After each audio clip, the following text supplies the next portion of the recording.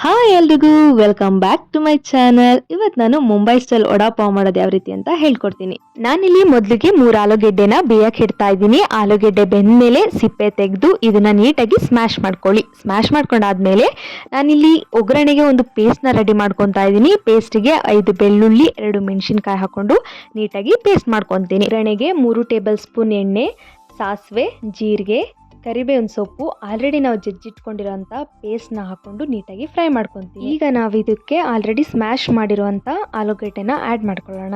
ಆಲೂಗೆಡ್ಡೆಗೂ ಕೂಡ ನಾವು ಆಲ್ರೆಡಿ ಹಾಕಿರೋ ಮಸಾಲೆ ಎಲ್ಲ ಮಿಕ್ಸ್ ಆಗೋ ಥರ ನೀಟಾಗಿ ಫ್ರೈ ಮಾಡಿಕೊಂಡು ಇದಕ್ಕೆ ನಾವು ಸ್ವಲ್ಪ ಅರಿಶಿನ, ರುಚಿಗೆ ತಕ್ಕಷ್ಟು ಉಪ್ಪು ಹಾಕಿ ಫ್ರೈ ಆದಮೇಲೆ ಫೈನಲ್ ಟಚ್ ಬಂದೆ ಕೊತ್ತಂಬರಿ ಸೊಪ್ಪು.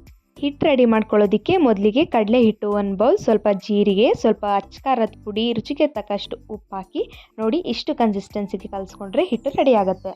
ನಾವು ಮಾಡಿರೋವಂಥ ಸ್ಟಫಿಂಗ್ನ ನೀಟಾಗಿ ಉಂಡೆಗಳನ್ನಾಗಿ ಮಾಡಿಟ್ಕೊಂಡು ಕಲಸಿಟ್ಟಿರೋವಂಥ ಹಿಟ್ಟಿಗೆ ಈ ಉಂಡೆಗಳನ್ನ ಅದ್ದು ಎಣ್ಣೆಗೆ ಬಿಟ್ಕೊಳ್ಳಿ. ಎಣ್ಣೆಗೆ ಬಿಟ್ಟು ನೀಟಾಗಿ ಡೀಪ್ ಫ್ರೈ ಮಾಡಿ ಎತ್ತಿಟ್ಕೊಳ್ಳಿ.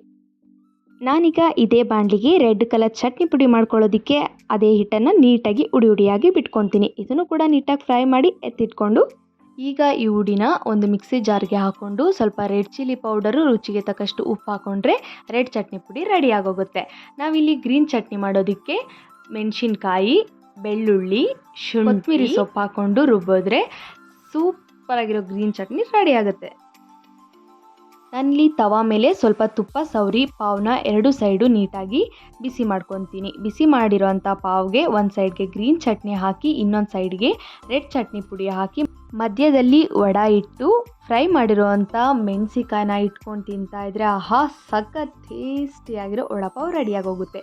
ನೀವು ಮನೇಲಿ ಒಂದ್ಸರಿ ಟ್ರೈ ಮಾಡಿ. ನಾನು ಮಾಡಿರೋವಂಥ ರೆಸಿಪಿ ನಿಮಗೆ ಇಷ್ಟ ಆದರೆ ಲೈಕ್ ಮಾಡಿ, ಶೇರ್ ಮಾಡಿ, ಕಮೆಂಟ್ ಮಾಡಿ, ಹಾಗೆ ಸಬ್ಸ್ಕ್ರೈಬ್ ಮಾಡೋದು ಮರಿಬೇಡಿ. Thank you.